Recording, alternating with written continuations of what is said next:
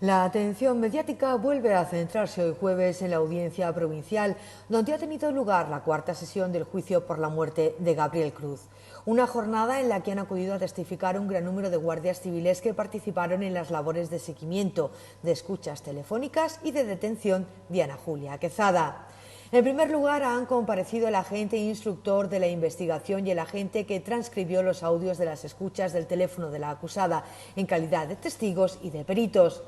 Así, según se puede escuchar en las grabaciones captadas en el interior del vehículo de Ana Julia, en el momento en el que se dispone a trasladar el cadáver del niño poco después de las 11 de la mañana del 11 de marzo, se decía a sí misma: tengo que llevármelo de aquí y, tranquila Ana, no vas a ir a la cárcel. Grabaciones de la Guardia Civil que vuelven a contradecir las declaraciones de Quezada, en las que aseguró el pasado martes que su intención era llegar a la casa en la que vivía con el padre del niño en Vícar para escribir cartas de perdón a Ángel y a su propia hija, y tras ello tomarse unas pastillas con el objetivo de suicidarse.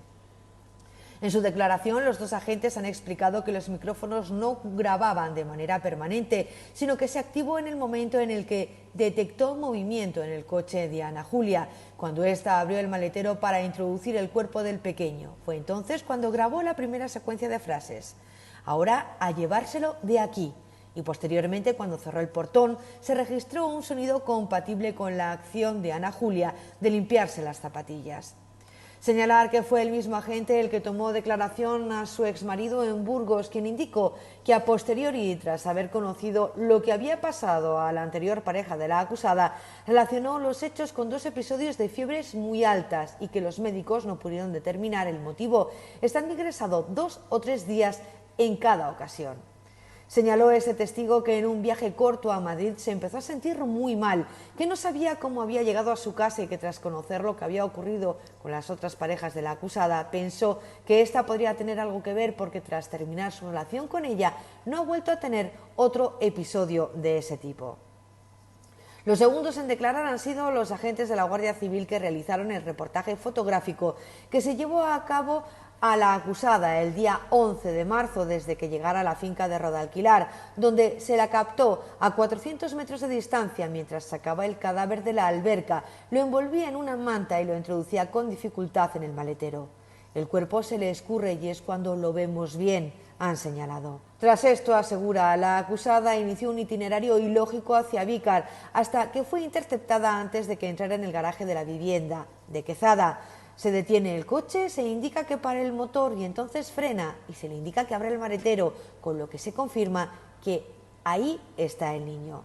Según el testimonio de los agentes, apreciaron que en cuanto Ana Julia abrió el maletero, tenía tierra en las manos y en la sudadera a consecuencia de haber desenterrado el cadáver. Lo primero que dijo cuando se le detuvo, cuando se le leyeron los derechos, dijo: muy bien, pero a continuación, cuando se le fue a arrestar, dijo: Ángel, te quiero mucho, quiero a Gabriel y mi perro está dentro, ha explicado el agente.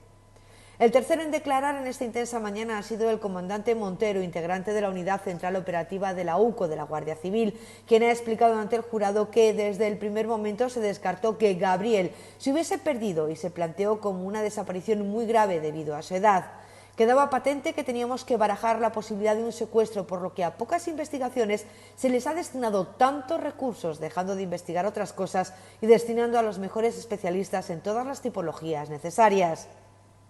Fue muy intensa y creo que no hemos tenido un periodo tan prolongado de tiempo, con días que no acababan nunca, turnos de 24 horas. Fue muy duro, con 1000 informaciones de todo tipo que hemos tenido que analizar, ha dicho a preguntas de la fiscal Elena Fernández, ante quien ha insistido en que si se hubiera planteado un homicidio, desde el principio no se hubieran dedicado al caso tantísimos recursos. El comandante Montero ha continuado relatando cómo fueron los días en que buscaban una llamada, ese contacto con la persona que pudiera tener retenido al niño, porque no había nada que nos dijera que estaba muerto, pero nunca llegó. Ha apuntillado para reiterar, en la misma línea que anteriores testificales de agentes implicados en la investigación, que fue tras la actuación de Ana Julia Quezada durante los días 2 y 3 de marzo cuando se focaliza en ella. La investigación fue ya por otros derroteros y nos parecía bastante raro que fuera ella la que animaba a la familia a solicitar más dinero. Ha apuntado al tiempo que ha precisado que los datos recibidos desde Burgos, anterior residencia de la procesada, parecían verificar que estábamos ante una persona a la que le gustaba el dinero.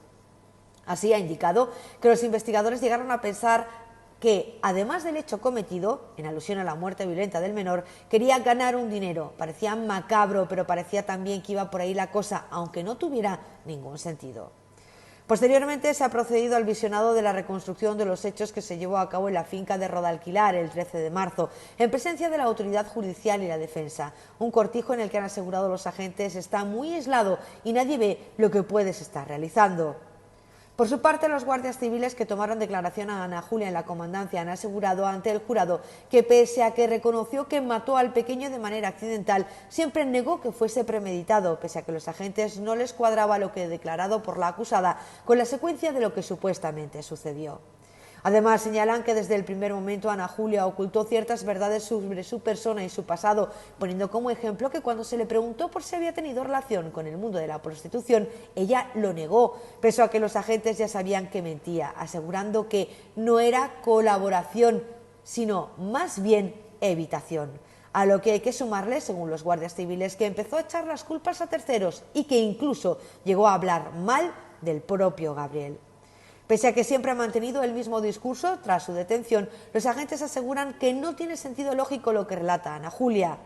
Por último, ha declarado los agentes que acudieron al lugar tras el hallazgo de la camiseta al ser alertados por el propio padre del pequeño. Así ha señalado que encontraron a Ángel acompañado de 2 personas, no estando la acusada presente en ese momento, y que a la pregunta de si se le había tocado la prenda, el padre les confirmó que sí, que lo habían hecho para ver si era del pequeño. Cuando uno de los agentes la inspeccionó, la encontró extendida sobre unos juncos, donde era fácilmente visible, a la vez que apreció que estaba manchado de barro. Pero esas manchas no se correspondían al modo de cómo se encontró, sino más bien parecía como si lo hubiesen apelmazado y se lo hubiera restregado por el suelo,